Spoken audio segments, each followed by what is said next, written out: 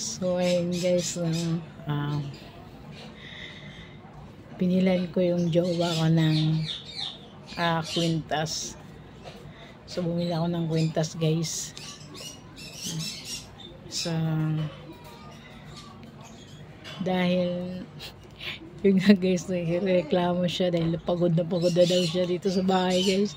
Siya yung nagluluto, naglalaba. So deserve mo to. So pumunta po pala ako ng Santa Cruz guys. So bumili ako ng kwintas with pendant na guys. So ayan guys, sa Mirage, ayan, Mirage Jewel, ayan, Mirage Jewel po ako bumili kanina. So ayan guys, ito yun guys, ayan, so legit to guys. Ayan, binili ko sa kanya kanina to dahil deserve ng magkaroon ng ganito. So dahil syempre nagrereklamo guys dahil pagod na daw siya. So binilhan natin ng pampawalang pagod. So ito yan. So mamaya guys, bibigyan natin to sa kanya. Ay natutulog na siya guys. So isa-surprise natin siya. So ayun guys, natulog siya. So dito na tayo sa kwarto guys. Natutulog na po siya. So ito na yung surprise natin sa kanya guys. Ito. Yan. So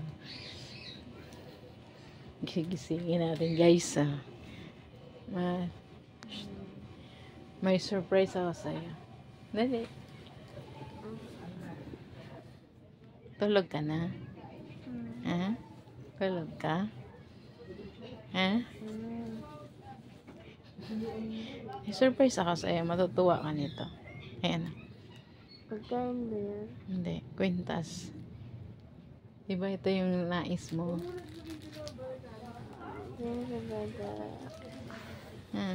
Tingnan mo muna. Legit yan. Di yan peke. Sabihin mo, peke yan. May resibo dito. So, masangla to. syempre. Tingnan mo yan. Tingnan mo yung resibo guys. Masangla natin.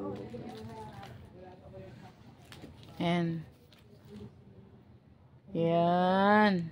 Ba? Ang ganda? Happy?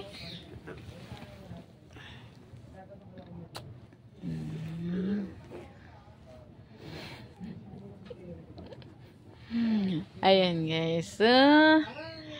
Binigyan na natin sa kanya ang ating regalo sa Christmas gift. Christmas gift ko sa kanya ngayong taon na yan guys. Ayan. So, deserve niya yan guys dahil nga masipag yan guys. Yan. So ayan. Happy? Hindi. Happy? Hindi daw siya happy. Baka nakulangan. Happy? Okay. Tulog kayo pagising niyo, may ganito na kayo. Ba? Natutulog lang siya guys. Pagkagising niya, meron na siyang ganyan. So, yan po yung gift ko sa kanya. For this year. Yan. Pwede mo siya isangla. Kung gusto mo isangla yan. Buyag. Ayan. So, ayan guys. Bye!